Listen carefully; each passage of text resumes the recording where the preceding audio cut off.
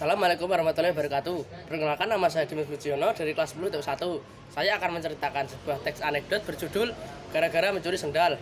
Nah, pada suatu hari ada anak bernama Aan yang sedang makan nasi uduk di warung favoritnya.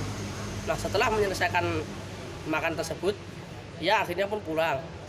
Namun di tengah perjalanan, dia hampir tertabrak oleh motor yang ugal-ugalan.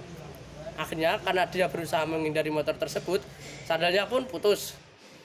Jadi dia pulang ke rumah tanpa memakai sendal. Nah, setelah sampai di rumah, ia pun berencana untuk membeli sendal baru di warung. Namun ketika di warung, sendalnya ternyata uangnya tidak cukup untuk membeli sendal. Nah, Aan pun punya pikiran yang buruk nih. Dia mau mencuri sendal di masjid yang banyak berserakan. Ya, saat jamaah pada masuk masjid, ia pun memperhatikan sendal-sendal yang ada di luar masjid sambil duduk di teras.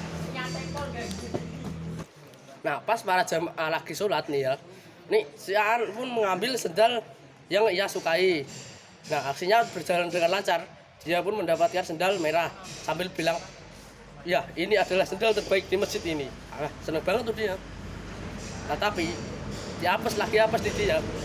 Yang dilakukan ternyata diketahui oleh pemilik sendal tersebut. Akhirnya Aan pun lari sambil dikejar pemilik sendal dan warga-warga lain yang sedang beribadah di sana. Nah, karena Aan perutnya buncit, jadi ya nggak bisa lari dia. Ketangkaplah sama warga, dibawa tuh ke kantor polisi. Nah, pas di kantor polisi diselidiki, ternyata bener Aan yang mengambil sendal tersebut. Nah, seminggu kemudian Aan pun di sidang. Nah, di hari persidangan, hakim menjelaskan bahwa hakim mengatakan, baiklah, putusan pengadilan memutuskan bahwa Aan umur 23 tahun telah terbukti mencuri sendal seharga 30.000. Oleh sebab itu, berdasarkan kesalahan yang diperbuat, maka Aan dihukum selama 5 tahun penjara. Nah, Aan pun tidak terima tuh. Aan pun mengatakan, ini gak adil, Pak.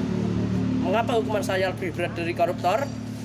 Nah, sang hakim pun menjelaskan, sendal yang Anda curi itu senilai 30.000.